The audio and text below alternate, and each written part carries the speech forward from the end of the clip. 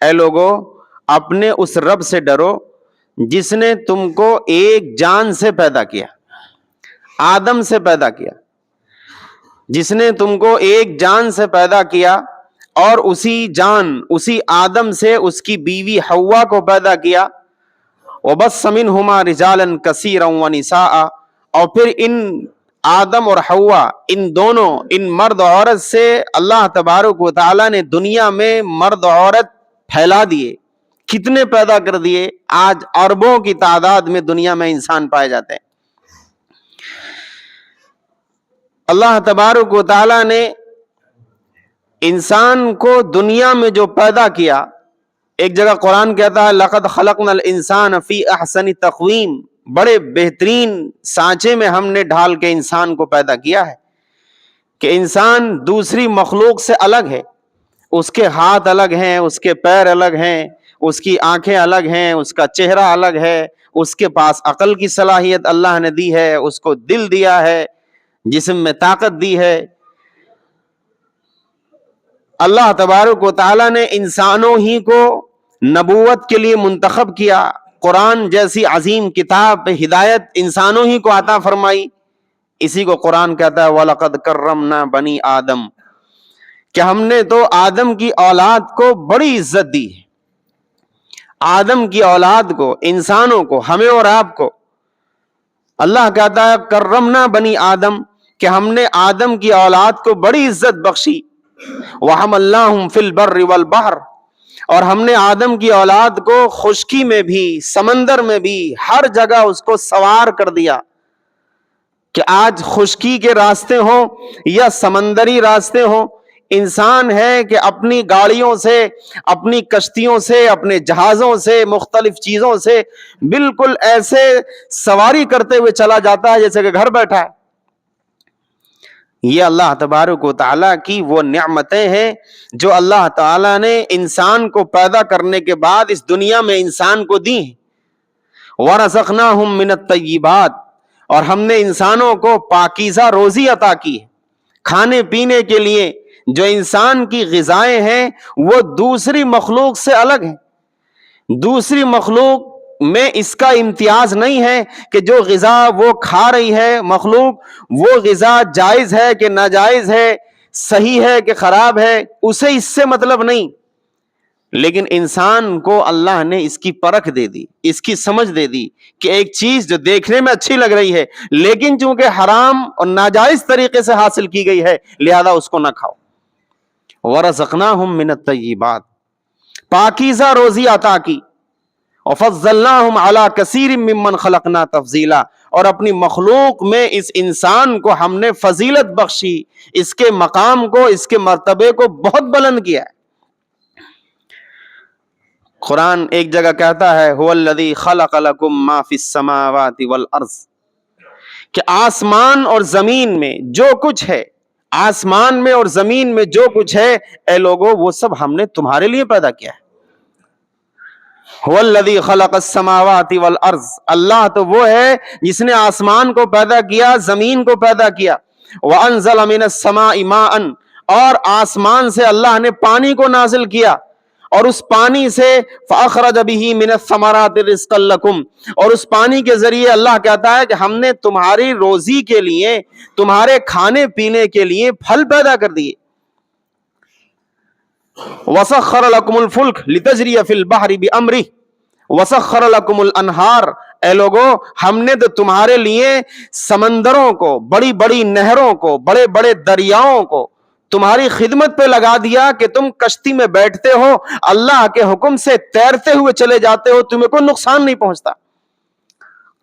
وَسَخَّرَ لَكُمُ الشَّمْسَ وَالْقَمَرَ دَائِبَيْنِ وَسَخَّرَ لَكُمُ اللَّيْلَ وَالنَّهَارَ، اے لوگو ہم نے تو تمہارے لیے سورج کو، چاند کو، ایسی بڑی بڑی مخلوق کو ہم نے تمہاری خدمت پر معمور کر دیا کہ تم ان سے خوب فائدہ اٹھاتے ہو، سورج کی روشنی سے فائدہ اٹھاتے ہو، چاند کی روشنی سے فائدہ اٹھاتے ہو۔ وَسَخَّرَ لَكُمُ اللَّيْلَ وَالنَّهَارَ، اے میرے بندو میں نے تو تمہارے لیے رات کو، دن کو، سب کو تمہاری خدمت پہ لگا دیا ہے۔ یہ اللہ تبارک و تعالیٰ کی طرف سے بیان کی ہوئی وہ نعمتیں ہیں جو انسانوں کو اس دنیا میں عطا کی گئیں۔ قرآن کہتا ہے وَإِن تَعُدُّوا نِعْمَةَ اللَّهِ لَا تُحْصُوهَا، کہ اللہ کی نعمتیں اتنی ہیں کہ ان کو اگر گنا جائے، شمار کیا جائے تو ان کا گننا اور شمار کرنا ناممکن ہے۔ یہ اللہ تبارک و تعالیٰ نے انسان کو پیدا کیا، بے شمار نعمتیں انسان کو عطا فرمائیں، اور یہ کہہ دیا کہ تمہیں جو دنیا میں ہم نے پیدا کیا ہے، یہ سمجھ لو کہ دنیا کو، پوری دنیا کو تمہارے لیے پیدا کیا، مقصد تمہیں پیدا کرنا تھا، لیکن تمہیں دنیا کے لیے نہیں پیدا کیا ہے، تمہیں ہم نے دنیا کے لیے نہیں بنایا ہے، دنیا تمہارے لیے ہے، لیکن تم دنیا کے لیے نہیں ہو، تم آخرت کے لیے ہو۔ اسی کو حدیث میں کہا ان الدنیا خلقت لکم وانکم خلقتم للآخرہ، اے لوگو دنیا تمہارے لیے بنی ہے، اس سے فائدہ اٹھاؤ، اس کی نعمتوں کو استعمال کرو، یہاں اصول، ضابطے اور پابندی کے ساتھ رہو، لیکن تم آخرت کے لیے پیدا کیے گئے ہو۔ اسی لیے ہمارا جو ڈی این اے ہے، انسان کا جو ڈی این اے ہے، وہ دنیا سے میل نہیں کھاتا۔ اس دنیا میں ہم دیکھتے ہیں کہ دنیا پریشانی کی جگہ ہے، مصیبتوں اور آزمائشوں کی جگہ ہے۔ ایک جانور ہے، ایک گائے ہے، ایک بھینس ہے، ہم دیکھتے ہیں کہ وہ دھوپ میں بیٹھی رہتی ہے، گھنٹوں گھنٹوں بیٹھی رہتی ہے، اسے کچھ نہیں ہوتا۔ کیوں؟ اس لیے کہ وہ دنیا کے لیے بنی ہے، دنیا ہی میں ختم ہو جائے گی، اس کا ڈی این اے دنیا سے میچ کرتا ہے، اسے کچھ نہیں ہوتا۔ اور گھنٹوں گھنٹوں کسی انسان کو اگر بٹھا دیا جائے دھوپ میں، بیمار پڑ جائے گا، کیونکہ اس کا ڈی این اے دنیا سے میچ نہیں کرتا، اس کا ڈی این اے جنت سے میچ کرتا ہے۔ قرآن کہتا ہے اللہ الذی خلقکم من ضعف، اے لوگوں ذرا غور کیا کرو، ہم نے تم کو کمزوری کی حالت میں پیدا کیا تھا، تم بڑے کمزور تھے، جس وقت تم دنیا میں آئے ایسے تھے کہ تم خود چل نہیں سکتے، بول نہیں سکتے، کھا نہیں سکتے تھے، پی نہیں سکتے تھے۔ ہم نے کل شیء خلقہ ثم ہدی، ہر چیز کو پیدا کرنے کے بعد اس کی رہنمائی ہم نے کی، ہماری یہ ذمہ داری تھی، ہم نے کی کہ تمہاری آنکھ سے نکلنے والا آنسو تمہاری ماں بھانپ لیا کرتی تھی کہ بچہ کیا چاہ رہا ہے، تمہارے منہ سے نکلنے والی وہ رونے کی آواز تمہاری ماں سمجھ جایا کرتی تھی کہ میرا بچہ کیا چاہ رہا ہے۔ یہ سب ہم نے کیا، تم تو بڑے کمزور تھے، خلقکم من ضعف، تم کو تو ہم نے بڑا کمزور پیدا کیا، اور پھر اس کمزوری کے بعد ثم جعل من بعد ضعف قوة، پھر اس کمزوری کے بعد ہم نے تم کو طاقتور بنا دیا، تم مضبوط ہو گئے، تم چلنے لگے، تم دوڑنے لگے، اور اسی طرح تم آگے بڑھے، جوان ہوتے چلے گئے، تمہیں ہم نے طاقت دے دی، قوت بخش دی۔ لیکن اے لوگو، یہ قوت اور طاقت یہ ہمیشہ کی نہیں ہے، دنیا میں تم دیکھتے ہو کہ اسی طاقت اور قوت کے بعد ثم جعل من بعد قوة ضعفا وشیبا،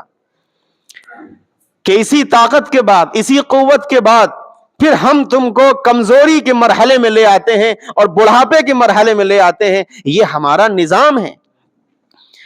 اللہ تبارک و تعالیٰ نے قرآن کریم کی بہت سی آیات میں انسانوں کی پیدائش کا ذکر کیا، انسانوں کی پیدائش کا جو مرحلہ وار جو تذکرہ ہے وہ قرآن کریم میں اس کا ذکر تفصیل سے کیا گیا، اور صاف بتا دیا گیا کہ تم اے لوگو دنیا کے لیے نہیں بنے ہو، تم آخرت کے لیے بنے ہو۔ اس لیے دنیا کو صرف دار العمل سمجھا جائے، اس دنیا کو دار الامتحان، آزمائش کا گھر، اس دنیا کو دار العمل، کام اور عمل کرنے کا ایک گھر اس کو سمجھا جائے، ہمیشہ رہنے کی یہ جگہ نہیں ہے۔ اسی لیے تو حدیث میں کہا کہ اربع اذا کن فیک، کہ چار چیزیں اگر کسی آدمی کے اندر ہیں، چار چیزیں اگر کسی آدمی کے اندر ہیں، فلا علیک ما فاتک من الدنیا، تو پوری دنیا بھی اگر ہاتھ سے چلی جائے تو تمہیں کوئی افسوس اور شرمندگی اور حسرت نہیں ہونی چاہیے۔ چار چیزیں دنیا میں کسی آدمی کے اندر اگر ہیں تو وہ دنیا کی کوئی دوسری چیز اس کے ہاتھ نہ بھی لگے تب بھی وہ آخرت کے اعتبار سے کامیاب ترین انسان۔ آپ علیہ الصلوۃ والسلام نے فرمایا نمبر 1 حفظ امانت، امانت کی حفاظت۔ امانت جو آپ کے پاس رکھوائی گئی، چاہے وہ پیسے کی شکل میں ہو، کسی آدمی نے کوئی بات، راز کی بات آپ سے کی، وہ آپ کے پاس امانت ہے، کوئی ذمہ داری آپ کو سونپی گئی، وہ ذمہ داری آپ پر امانت ہے۔ فرمایا پہلی چیز हिफ्ज़ अमानतिन, कि अमानत की हिफाजत। दूसरी चीज सिद्क़ हदीसिन, बात में सच्चाई, जबान सच बोले। और इसी तरह हुस्न खलीक़तिन, तीसरी चीज अच्छे अखलाक। और चौथी चीज इफ़्फ़तुन फी तुअमतिन, पाकीज़ा रोजी। ये चार चीजें दुनिया में अगर किसी आदमी के अंदर पाई जाती हैं, दुनिया की दौलत, माल, कोई दूसरी नियामत उसके हाथ नहीं भी लगे, अगर ये चार चीजें उसकी किस्मत और उसका मुकद्दर बन गई तो वह आदमी दुनिया और आखिरत दोनों लिहाज से कामयाब इंसान है। पहली चीज अमानत की हिफाजत, दूसरी चीज बात में सच्चाई, और तीसरी चीज अच्छे अखलाक, और चौथी चीज रोजी की पाकीज़ा रोजी। इसी तरह हदीस में रसूलुल्लाह सल्लल्लाहु अलैहि वसल्लम ने एक मौके पर इरशाद फरमाया, तूबा लिमन ज़ल्ल फी नफ्सी, खुशखबरी हो उस आदमी के लिए, खुश हो जाए वह आदमी, तरोताजा रहे वो इंसान जो अपने आप को किब्रो गुरूर से, तकब्बुर से, घमंड से अपने आप को आजाद कर ले, आजिजी का बर्ताव लोगों के साथ रखे, दुनिया में अकल और गुरूर उसके अंदर न हो। तूबा लिमन ज़ल्ल फी नफ्सी, कि खुशखबरी हो उस आदमी के लिए जिसने अपने नफ्स को जलील कर लिया, अपने आप में खुद को छोटा समझता है, अपनी निगाह में अपने आप को बड़ा नहीं समझता, कमतर समझता है, हकीर समझता है, किब्र गुरूर तकब्बुर घमंड उसके अंदर बिल्कुल नहीं है। अगर कोई आदमी ऐसा है, खुशखबरी हो उसके लिए। और उसके बाद फरमाया, तूबा लिमन ताब कसबुह, खुशखबरी हो उस इंसान के लिए जिसने अपनी रोजी को, अपनी कमाई को पाकीज़ा बना लिया। और फरमाया, तूबा लिमन हसनत खलीक़तुह, कि खुशखबरी हो उस आदमी के लिए जिसके अखलाक अच्छे हो गए, किरदार अच्छा हो गया। वतूबा लिमन सलहत सरीरतुह, और खुशखबरी हो उस आदमी के लिए, तरोताजा रहे वो इंसान जिसकी सीरत, जिसका किरदार बेहतरीन किरदार है। वतूबा लिमन अनफक़ल फज़ल मिन माली, और इसी तरह खुशहाल रहे वो इंसान जो अपने माल का उम्दा हिस्सा अल्लाह की राह में खर्च करता है। वतूबा लिमन अमसकल फज़ल मिन लिसानी, और इसी तरह खुश हो जाए वो इंसान जो अपनी जबान को फजूल बातों से रोक के रखे। और इसी तरह फरमाया, वतूबा लिमन अज़ला अनिन नासी शर्रा, और इसी तरह खुश हो जाए वो इंसान जो दूसरे लोगों से अपनी बुराई को दूर रखता हो, किसी को कोई तकलीफ ना पहुंचाता हो, वो भी खुश हो जाए।